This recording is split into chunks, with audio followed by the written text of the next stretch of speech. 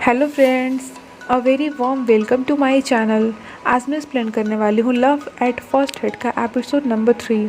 अगर आपने इस सीरीज़ के बाकी एपिसोड नहीं देखे हों तो डिस्क्रिप्शन में मैंने उसका लिंक दिया है, आप वहाँ से चेक कर सकते हैं।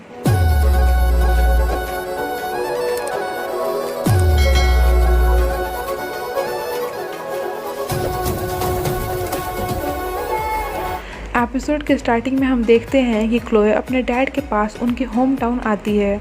उसके डैड वहाँ क्लोए को देख बहुत खुश दिखते हैं। उसके डैड कहते हैं कि मिस्टर किम, जो उनके वहीं अगल बगल के पड़ोसी हैं, उनके घर कोई फंक्शन होने वाला है जिसमें हम भी इनवाइटेड हैं। तुम भी साथ चलो, तुम्हें थोड़ी ब्रेक भी मिल जाएगी और फिर तुम्हारा मूड भी थोड़ा अच्छा हो जाएगा। आगे दोनों साथ लंच कर रहे होते हैं। खाते खाते उसके डैड उससे पूछते हैं कि क्या वो पप को जानती है। उसका नाम सुनते ही जैसे क्लोए को तो गुस्सा ही आ जाता है, तो कहती है कि आपने प्रेस कॉन्फ्रेंस देखा था ना, तो फिर क्यों पूछ रहे हो? मैंने बोला ना कि मैं उसे नहीं जानती। उसके डैड कहते हैं कि मैं पप को जानता हूँ। मोस्टली जब हमारे वर्कर्स बीमार होते हैं तो मैं उन्हें दिखाने के लिए उसी के पास जाता हूँ। वो बहुत ही ज़्यादा जेंटल और केयरिंग है। आई थिंक अगर तुम उसके क्लोज जाना चाहो या उससे दोस्ती करनी चाहो तो रियली में वो बहुत ही अच्छा लड़का है। हाउ सपोर्टिव ना, नहीं तो कहाँ सबके डैड इनके जैसे थिंकिंग रखते हैं। खैर, इधर क्लोए गुस्से से उन्हें मना कर देती है।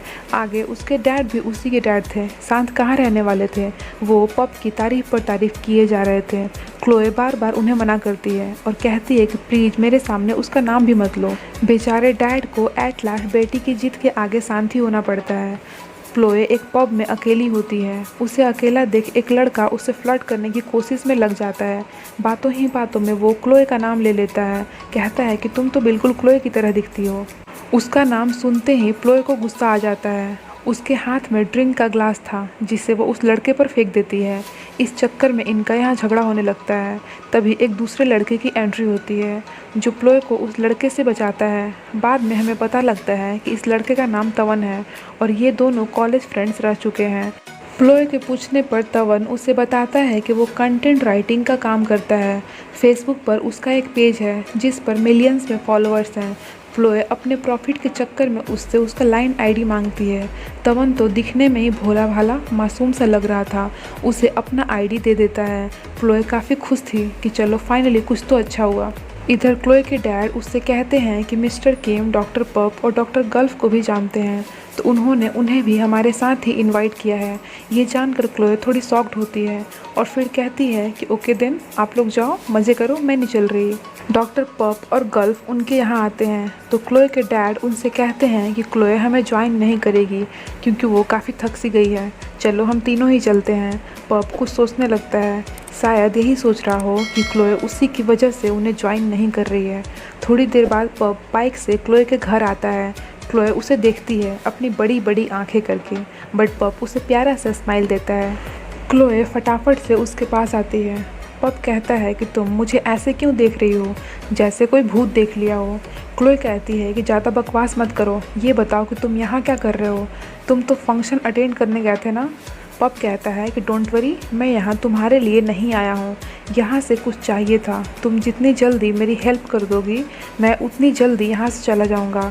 आगे हम उन्हें एक गार्डन में देखते हैं जो क्लोए के डैड का था। पप कहता है कि मैंने किसी से प्रॉमिस किया है कि उसे तुम्हारे डैड के गार्डन की आम खिलाऊंगा। तुम इन्हें तोड़ने में मेरी हेल्प कर दो, मैं यहाँ से चला जाऊँगा। क्लोए कहती है क्या मैं आम तोड़ूँ? मैं?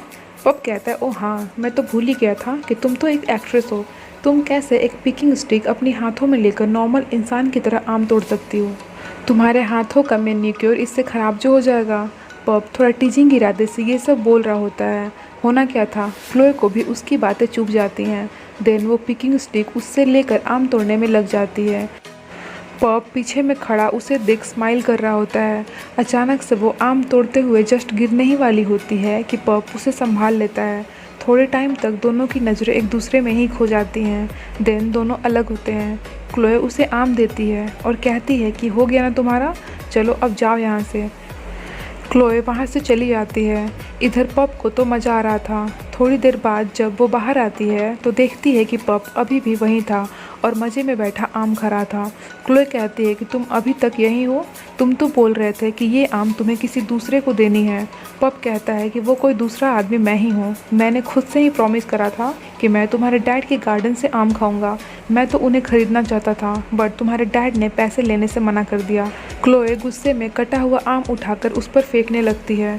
पप उसे रोकता है तो क्लोए कहती है कि तुमने मेरा यूज़ किया ना, और अभी भी जानबूझकर मुझे परेशान कर रहे हो। पप कहता है कि अगर तुम हमारे साथ फंक्शन अटेंड करने गई होती तो मैं ऐसा कुछ करता ही नहीं। तुमने वहाँ ना जाकर ये शो कर दिया कि तुम्हें मेरे अगल बगल होने से बहुत प्रॉब्लम है। तुम तो मुझे देखना भी नहीं चाहती, इसीलिए मैंने सोचा कि क्यों ना मैं ही तुम्हारे पास आ जाऊँ। क्लोए कहती है कि मैं तुम्हारे बारे में सही थी, मेरा तुमसे दूर रहने का डिसीजन बिल्कुल सही था। तुम बहुत अजीब हो। पप कहता है कि मैं बस जाने ही वाला था बट तुम्हारी बातें सुनने के बाद मेरा मूड चेंज हो गया। अब मैं आज तो यहीं रहूँगा और तुम्हें कंपनी दूंगा। पप आराम से बैठ अपने आम खाने पर कंसंट्रेट करने लगता है। वहीं क्लोए उसे ऐसा करते देख पूरे गुस्से में थी। वो अंदर आती है और अपना बैग पैक करने लगती है। आफ्टर पैकिंग वो वहाँ से जाने लगती है तो पप उसके इस रिएक्शन पर हैरान था। कहता है कि कहाँ जा रही हो? क्लोए कहती है कि तुम्हें आज यहीं रहना है ना, तो फिर ठीक है, आराम से रहो, इसे अपना ही घर समझना। पप मना करता है बट वो नहीं रुकती, वहाँ से चली आती है। पप देखता है कि मौसम बिगड़ रहा था, जैसे बारिश हो। क्लोए वहाँ से निकल जाती है, तभी काफ़ी तेज़ बारिश होने लगती है। अचानक से उसकी कार के आगे एक पेड़ आकर गिर जाता है, जिसे देख वो ज़ोर से चीखती है और रुक जाती है। काफ़ी तेज़ बारिश हो रही थी। पॉप को भी उसकी फ़िक्र होने लगती है तो अपनी बाइक निकालकर वो उसकी तलाश में निकल पड़ता है। इधर क्लोए भी बीच रास्ते में फंस चुकी थी। वो काफ़ी परेशान हो रही होती है। कार स्टार्ट करने का ट्राई करती है बट उसका कार स्टार्ट नहीं होता। उसका फ़ोन भी डेड पड़ जाता है। क्लोए पूरा परेशान हो जाती है। रात हो चुका था बट अभी तक बारिश हो ही रही थी और क्लोए भी बीच रास्ते में फंसी पड़ी थी। थंडरिंग होने की वजह से वो और भी ज़्यादा डर जाती है। अकेली लड़की एक सुनसान रास्ते पर, वो भी रात का टाइम। क्लोए बहुत ज़्यादा डरी होती है। तभी पप नॉक करता है। क्लोए इतनी काफ़ी डरी होती है कि सडनली नॉक का आवाज़ सुनकर ज़ोर से चीखती है बट जब वो पप को देखती है तो जैसे उसका डर छूमंतर हो गया हो, बिल्कुल नॉर्मल हो जाती है। लगता है जैसे उसके जान में जान आ गई हो। पप कार के अंदर आता है। भीगे भीगे लुक में वो और भी ज़्यादा हैंडसम लग रहा होता है। क्लोए भी कहाँ उसके इस लुक के चार्म से बचने वाली थी, तो फिर क्या था, वो बस पप को कंटिन्यू देखी जा रही थी। पप नोटिस करता है तो कहता है, मुझे इतना घूर घूर कर क्यों देख रही हो? ओह अच्छा, तो मेरे गुड लुक का चार्म तुम पर भी चली गया। क्लोए कहती है कि ज़्यादा उड़ो मत, मैं तुम्हें नहीं देख रही थी, वो तो बस ऐसे ही। पप कहता है कि चलो छोड़ो, जाने दो, तुम सच तो बोलने से रही कि तुम मुझे ही ताड़ने में लगी थी। फिर पप कहता है कि तुम्हारे फ़ोन को क्या हुआ? तुम एटलीस्ट उससे कॉल करके किसी को हेल्प के लिए बोल सकती थी। क्लोए कहती है कि मेरा फ़ोन डेड हो गया है। जब पप अपने फ़ोन के लिए चेक करता है तो पाता है कि उसका फ़ोन तो घर पर ही छूट गया था। आगे फिर दोनों कार को वहीं छोड़ बाइक से वहाँ से जाने का डिसाइड करते हैं। अगेन तेज़ बारिश होने लगती है, बिल्कुल फिल्मी सीन। बारिश हो रही है, बाइक का फ्यूल एंड पर है तो रास्ते में दोनों एक रिजॉर्ट पर रुकते हैं। क्लोए अपना फेस कवर कर लेती है जिससे उसे कोई भी पहचान ना सके। रिसेप्शनिस्ट तो उन्हें साथ देख सोचता है जैसे वो कपल हो, तो उनके मज़े लेने लगता है। क्लोए कहती है कि हमें सेपरेट रूम चाहिए। ये सुनते ही रिसेप्शनिस्ट के फेस का एक्सप्रेशन ही चेंज हो जाता है। आगे वो उन्हें उनका रूम दिखाता है। क्लोए पप को अपने रूम से जाने को कहती है बट पप उसके रूम की इंक्वायरी करने में लग जाता है। सिक्योरिटी पर्पज़ से वो रूम को हर तरफ से अच्छे से चेक करता है कि वहाँ कुछ है तो नहीं। क्लोए उसके इस प्रोटेक्टिव नेचर से इम्प्रेस्ड हो जाती है और पहली बार पप को ऐसे देख स्माइल करती है। मीन्स पप की हरकतों की वजह से वो स्माइल करने लगी थी। पप उसे स्माइल करता देख उससे पूछता है कि तुम स्माइल क्यों कर रही हो? क्लोए कहती है कि फालतू का बकवास मत करो, चलो अपने रूम में जाओ, और फिर खुद ही उसे अपने रूम से बाहर निकाल देती है। थोड़े टाइम बाद पप उसके डोर पर नॉक करता है। अंदर आकर क्लोए से बोलता है कि क्या मैं आज तुम्हारे साथ यहीं सो सकता हूँ? क्लोए के पूछने पर वो आंसर करता है कि मैं भूतों से बहुत डरता हूँ। मैंने सुना ये एरिया हॉन्टेड है, मुझे तो भूतों से काफ़ी डर लगता है, क्या तुम नहीं डरती? क्लोए का तो भूत का नाम सुनकर ही होश उड़ गया था बट वो फिर भी बोल्ड दिखने का कोशिश करती है। कहती है कि तुम किस तरह के डॉक्टर हो, भूत से डरते हो? पप कहता है कि क्या डॉक्टर्स इंसान नहीं होते?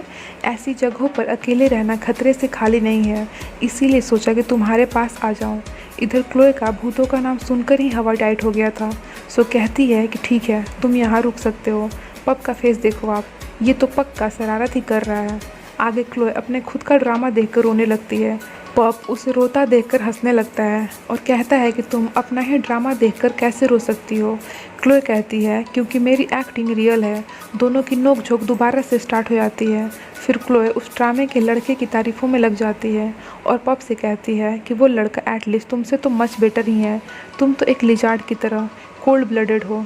पप को तो जैसे उसकी ये बातें दिल पर लग गई हों। फटाक से अपनी टी शर्ट निकालने लगता है। अब ये था उसके शो ऑफ का टाइम। वो कैसे अपने सामने किसी और की तारीफ़ सुन सकता था। क्लोए उसे ऐसा करते देख कहती है कि ये तुम क्या कर रहे हो। पप कहता है कि I am going to prove you that मैं उस प्रीटी बॉय से तो मच बेटर हूँ। क्लोए तो उसे ऐसे देख बिल्कुल फ्रीजी हो जाती है। उसके पास कुछ वर्ड ही नहीं था, बट फिर भी वो चुप तो नहीं रह सकती थी। तो कहती है कि ज़्यादा शो ऑफ करने की ज़रूरत नहीं है, तुम्हारी बॉडी उतनी भी अच्छी नहीं है। मुझे तो कुछ फील ही नहीं हो रहा। पप स्माइल करता है और उसे अपने क्लोज खींच लेता है। थोड़ी देर बाद पप कहता है कि अगर तुम्हें कुछ फील ही नहीं हो रहा देन इतना सेक क्यों कर रही हो। क्लोए अपने धीमी आवाज़ में कहती है कि कौन, मैं नहीं तो। पप अपने डॉक्टर का एक सिंसियर मैच्योर प्रोफेशन तो जैसे भूल ही गया हो। वो बिल्कुल एक प्लेबॉय की तरह क्लोए के साथ शरारत करता है और कहता है चल झूठी। इनके इसी रोमांटिक मोमेंट पर ये एपिसोड एंड हो जाता है। नेक्स्ट एपिसोड तक के लिए स्टे कनेक्टेड। एंड अगर आपको ये वीडियो पसंद आई हो तो लाइक कर देना, शेयर कर देना अपने फ्रेंड्स के साथ और सब्सक्राइब भी कर देना। Thank you so much for watching. Bye bye.